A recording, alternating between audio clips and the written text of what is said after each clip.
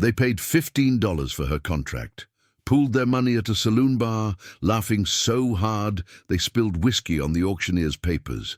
The joke was perfect. Sell the over-educated woman to the poorest rancher in Montana Territory.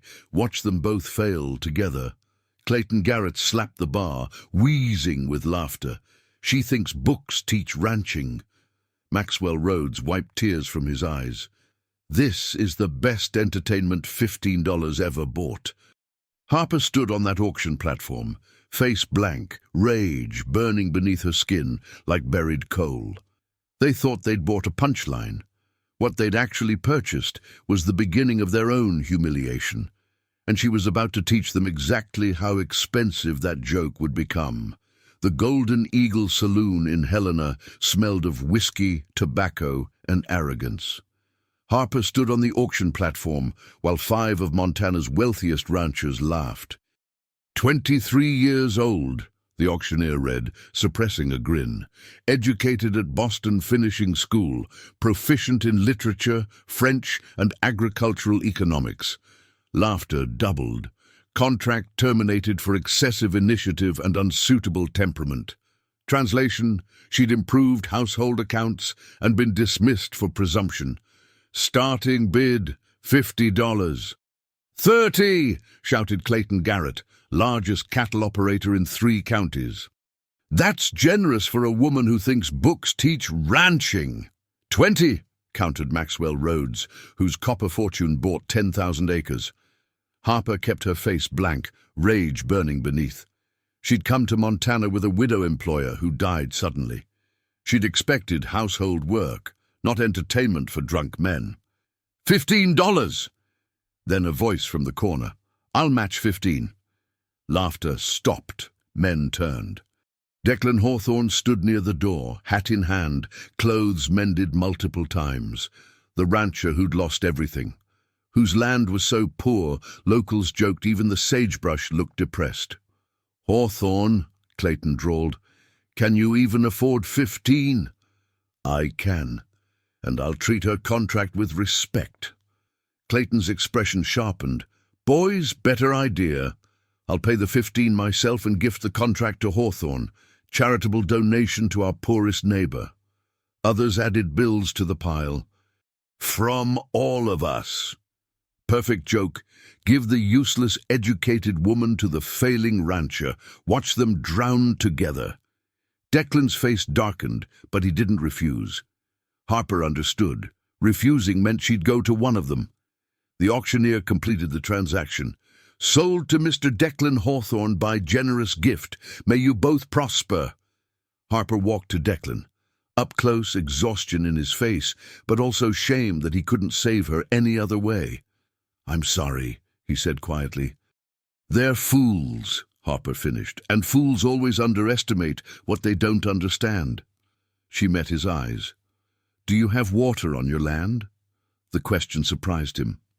A creek. Runs dry most summers. Good. That's enough to start. She picked up her bag. Shall we go to work?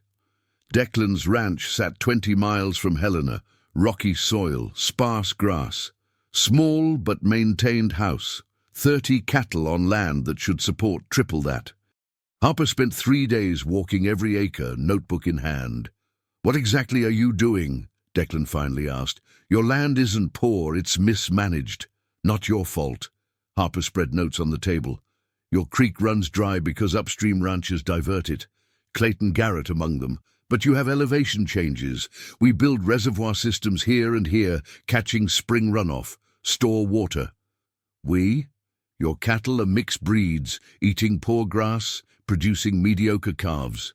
We cull the weakest, breed selectively for drought resistance. There's a Wyoming rancher developing hardier stock. We write to him, pay premium for a quality bull.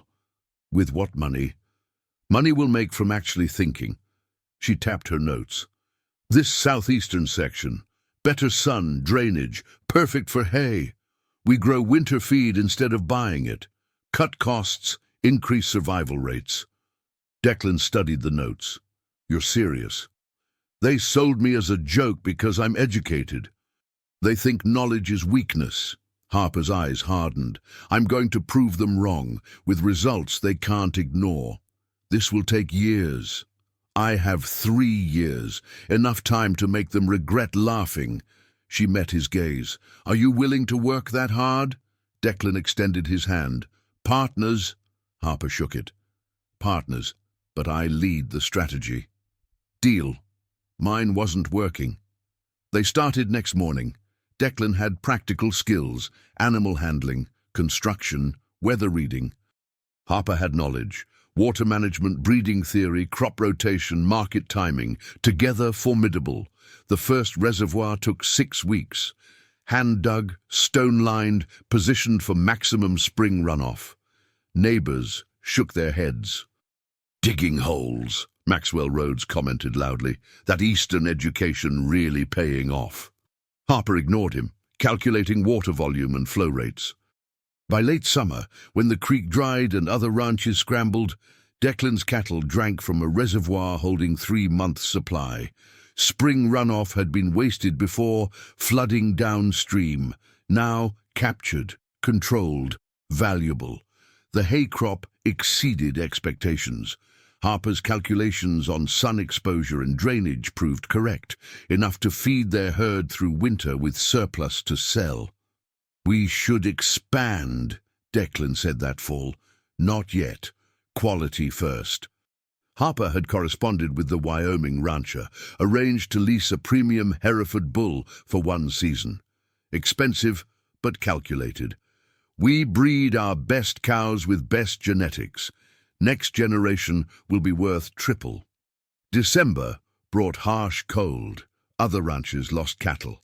Declan and Harper lost none. Stored hay and water management kept the herd healthy. Spring 1879 brought calves. Stronger, healthier, more robust. Harper kept meticulous records on each one. You're treating them like a business experiment, Declan observed. They are. Ranching is agriculture. Agriculture is applied science. Science requires data. Another notation.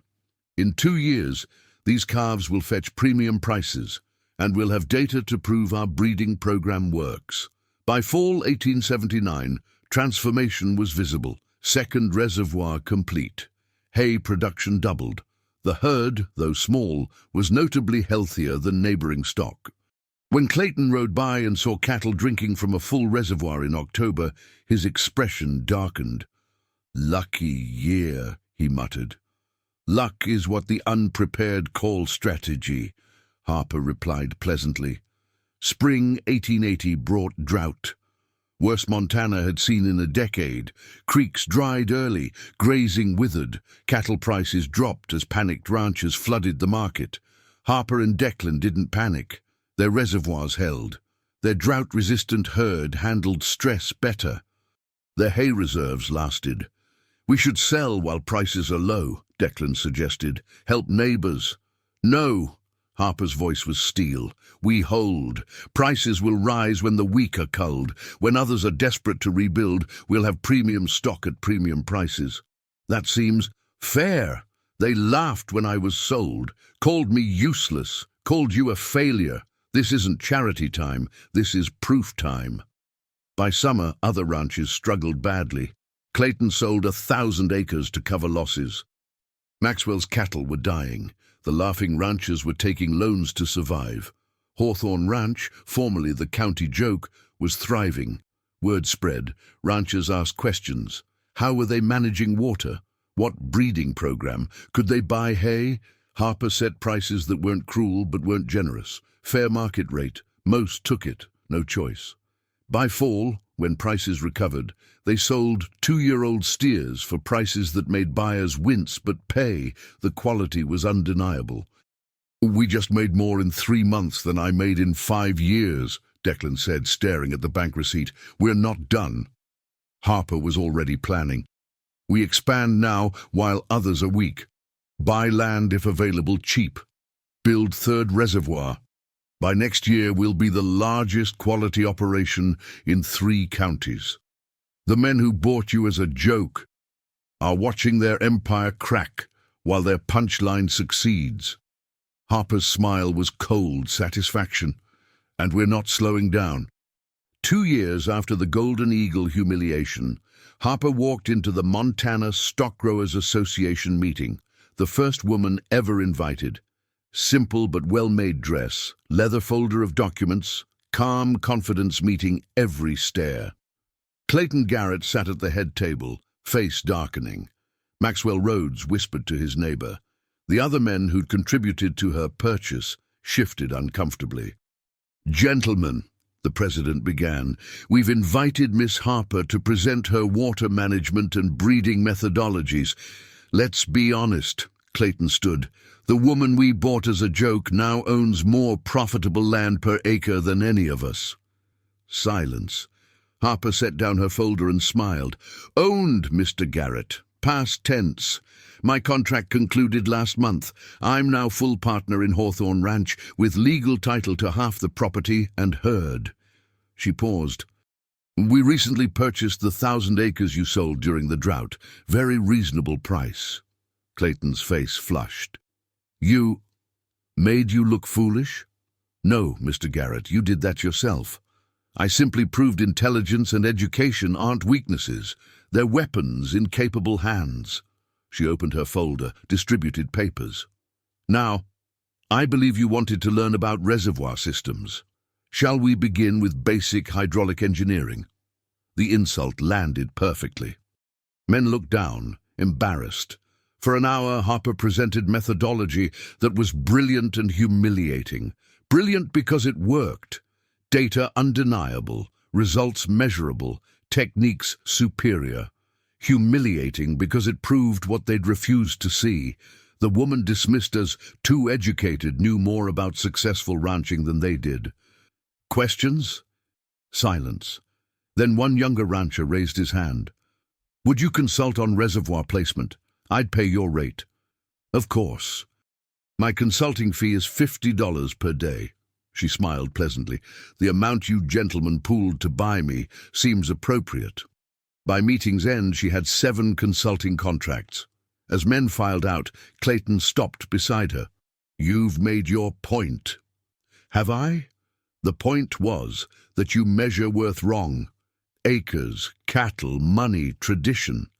She met his eyes. "You thought cruelty and wealth made you better. I proved the only thing that matters is competence. You won't last. One bad year will be survived through preparation, strategy, and intelligent resource management, the tools that saved us when your traditions failed you." She gathered papers. "The difference between us isn't gender or education, Mr. Garrett. It's that I learn from mistakes, adapt, and improve constantly. You repeat what worked for your father and hope. The future belongs to people who think." She walked into bright Montana sunlight. Declan waited with the wagon, grinning. "How'd it go?" 7 new clients, and the satisfaction of watching Clayton realize the joke was on him. She climbed aboard. "Also, I've been thinking, we should expand into horse breeding, quality working horses. Nobody's properly addressing that market." Declan laughed. "Why rest on success when you can multiply it?" "Exactly. They thought selling me as a joke was the end. It was the beginning." She looked back at Helena, at the territory around them, at the ranch they'd built from mockery and determination. Regret isn't the goal. Success is. Undeniable, measurable success that proves competence matters more than their excuses. Years later, when asked about being sold as a joke, Harper always answered, "Best thing that ever happened. It motivated me to prove every single one of them wrong, using the very thing they mocked, my education, as the weapon that defeated their arrogance." They thought they were buying entertainment. They invested in their own humiliation, and unlike their ranches, my return on that investment exceeded all expectations. Hawthorne Ranch became one of Montana Territory's most successful operations, a model for scientific ranching that influenced the West. Harper became known not as the woman sold as a joke, but as the strategist who turned ridicule into revolution, one calculated decision at a time.